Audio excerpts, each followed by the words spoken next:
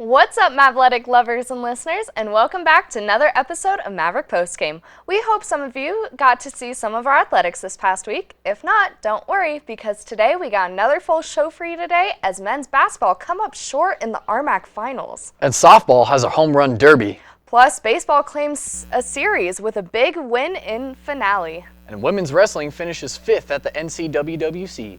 All of that and so much more as we move ahead into this recap-packed episode of Maverick Postgame. So with that being said, I'm your host, Grace Metcalf. And I'm Isaac Klein. Let's dive into all the game-breaking stats, off-the-wall wins, heartbreaking losses, and in-depth analysis of our CMU athletics. Roll it!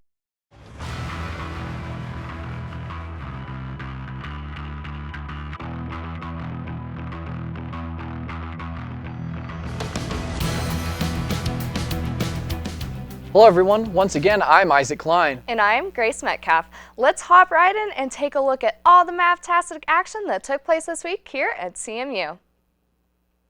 Colorado Mesa couldn't maintain a hot start, and a 60% shooting night from Fort Lewis led to an 86-75 Skyhawks win in the RMAC Tournament Championship. The Skyhawks have now won 2 RMAC Tournament titles in a row and 6 overall. Feeding off the energy of a sold-out Bronson Arena, Colorado Mesa came out on fire, outscoring Fort Lewis 12-0 over the first 4 minutes of game time.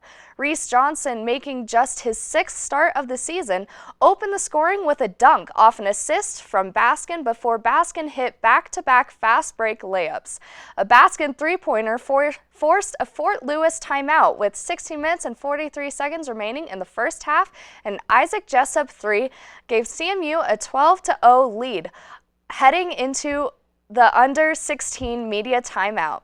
By the time Baskin scored on a putback with 15 minutes and 9 seconds left in the first half, CMU led 17-2, having made 7 of its first 10 field goal attempts. Fort Lewis was ultimately unfazed. The Skyhawks, who trailed by over 10 points in all 3 of their RMAC tournament victories this season, eventually wore down the Mavericks with their high-energy defensive press and continued to hit tough, contested shots down the stretch. The Skyhawks completely flipped the script during the later stages of the first half as the Mavericks, who only went 13 for 42 from three-point range, got cold offensively and started to turn the ball over more frequently. Fort Lewis led by 13 at halftime, 47-34. The Mavericks did their best to stay in the game, but Fort Lewis made big shots when they needed to, not allowing the Mavericks to get out in transition. Someone took over, scoring 21 of his 33 in the second half, which included several heavily contested mid-range jumpers and threes. Colorado Mesa committed 11 of its 19 turnovers in the second half, giving extra possessions to the Skyhawks, who shot a phenomenal 67% from the field and 75% from 3 in half number 2. As a team, the Mavericks out-rebounded Fort Lewis 29-28 and blocked 9 shots on the evening, compared to the Skyhawks 2. The Mavericks shot 52% from the field in the second half and 44% for the game. 7 home runs, 2 grand slams, 22 hits, 12 extra bases, and that's just the offense in the pitching circle. 2 complete game performances, only 1 walk issued, 4 total hits, and all singles and 1 run allowed. Colorado Mesa 15-7, 13-3 in the RMAC swept CU Colorado Springs 15-1 and 12-0 in a pair of run rule games Monday to run its winning streak to 5 games. Miranda Pruitt, who hit a home run in every game of the 4-game series, hit a grand slam in the second inning of Monday's opener, and Maya Arrieta cleared the bases with a grand slam in the 4th inning of the series finale. But all 5 of the Mavs' 27 runs in the doubleheader came across on home runs in Game 2. Arrieta's grand slam was her 2nd home run of the game. She hit a 2-run shot in the 3rd to get the Mavericks' offense going. Her grand slam gave the Mavericks a 7-0 lead, and they put the game away with a 5-run 6th inning. Ava Fugate hit a 3-run home run and Pruitt's 2nd home run of the day. A 2-run shot put CMU up 12-0. The defense played flawlessly behind Krista Zagala, who threw her 2nd complete game shutout of the weekend and faced only 2 batters over the minimum. The Mountain Lions reached base only twice on singles in the 1st and 6th innings.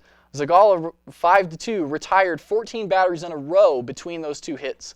She induced 12 flyouts and 5 groundouts and needed only 63 pitches. Arietta had 6 RBI, Fugate 3, and Pruitt 2. As a team, the Mavericks in Game 2 recorded 12 runs, batted in 2 to their 0, as well as 4 home runs to their 0. There were surprisingly very little number of strikeouts with no recorded errors.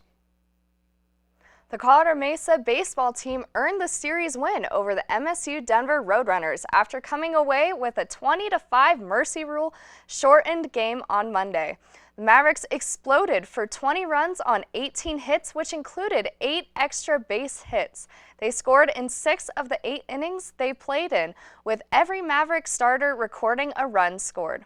Robert Sherrar and Jonathan Gonzalez each finished the game with 3 hits and 3 runs scored. Sherrar had a big breakout game as all 3 of his hits went for extra bases and included a pair of round trippers. He hit a 2-run shot in the second, which helped the Mavericks to a 4-1 lead at the time. Then, an inning later, he hit a grand slam that was a part of Colorado Mesa's 6-run third inning. Designated hitter Christos Stefanos went 2 for 4 with 2 runs scored and 5 runs driven in. In the 8th inning, he hammered a grand slam to right field to push the score to 20-5 and was a part of the Mavericks' 7-run 8th inning. Brent Renteria, Colby Felix, and Kennedy Hara all had 2 hits as well. Spy Turnbach was credited with the win, having thrown just 2 pitches but recorded 2 outs as he was able to get Cal Wash to hit into a double play. It was the redshirt junior's first win on the mound in his collegiate career.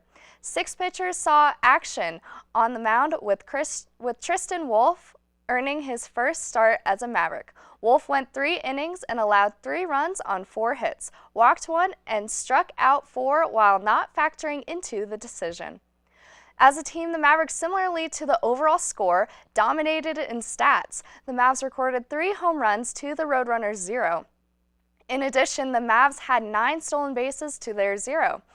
The Roadrunners were also struck out 9 times to the Mavs' 1. And the Mavericks will return home for the conference opening series on Friday as they host Colorado School of Mines for 4 games at the Diamond. The number 5 Colorado Mesa women's wrestling team wrapped competition at this season's National Collegiate Women's Wrestling Championship. The Mavericks would wind up right where their national ranking told them they were, in 5th place as a team. They accumulated 68.5 points among their 10 wrestlers and finished ahead of Division I Sacred Heart by 7.5 points and 9.5 points ahead of Lock Haven. Dahlia Garibre paced the Mavericks as the highest winner. As she took 4th place at 155 pounds, the Brentwood, California native defeated Alex Hoffritter in Dubec 8-6 in her first match of the day, followed by a first-period pin of Iowa's Bellamere to advance to the 3rd place match. Garibay would fall to North Central's London Houston by pin in the first period to claim fourth. Her lone 2 losses in the tournament came at the hands of Houston and finishes her season with a 16-5 overall record and 62-16 in her career. 101-pounder Genesis Martinez opened the day by defeating Alex Kibelik of King with a 9-0 margin before falling to North Central's Madison Avila 5-0 to drop into the 5th place match. There she had a narrow defeat at the hands of Shriner Odelia Lopez 2-1 to settle for 6th place. At the weight, Isabella Morales placed 7th at 109 pounds, matching her finish in last season's NCWWC. Morales fell in her first match of the day before receiving an injury default victory in the 7th place match. Junior Jaylene Sakona finished 7th at 191 pounds after falling in her first match of the day. She bounced back with a win in the 7th place match, 10-0 over Jade Arnold of Mount Olive. Holly Baudouin, 136 pounds, and Erica Schroeder, 143, each placed 8th in their respective weight classes after falling in both of their matches on the day. Now that we have recapped some of the games, it's time to announce our Maverick of the Week. Our Maverick of the Week goes to Mac Bayless.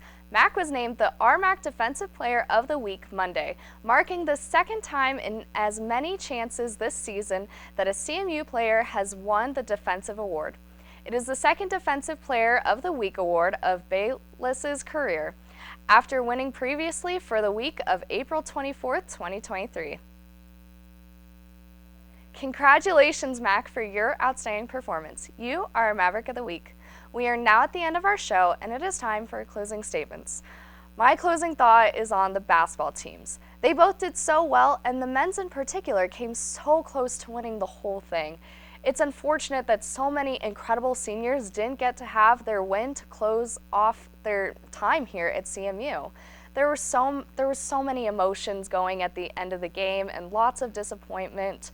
But despite not having a win, I, along with many others, think that they performed incredibly, and the athletes should continue to keep their head up and be proud because the school is also proud of them. It was a tough loss, but I'm so glad we got the chance to witness their talent. My closing thoughts are on the swim and dive teams. The team's motto has been hunting for points. After the Mavericks swept their 6th straight Rocky Mountain Athletic Conference team titles last month, if successful, those points would translate into high finishes and possible team and individual titles at the NCAA Division II championships. I hope we get to see another incredible performance from them. I hope so too. And now that we have wrapped up all the action from this week and given our closing thoughts, it is time to close the show. Thank you everyone so much for joining us this week on Maverick Postgame. I've been your host, Grace Metcalf. And I've been Isaac Klein. Be sure to go check out our channel 62.2 for more games and updates. We'll catch you next week on an all-new recap-packed episode of Maverick Postgame. Stay safe, Mavs, study hard, go to a game or two, and of course, have yourselves a Mesa amazing day.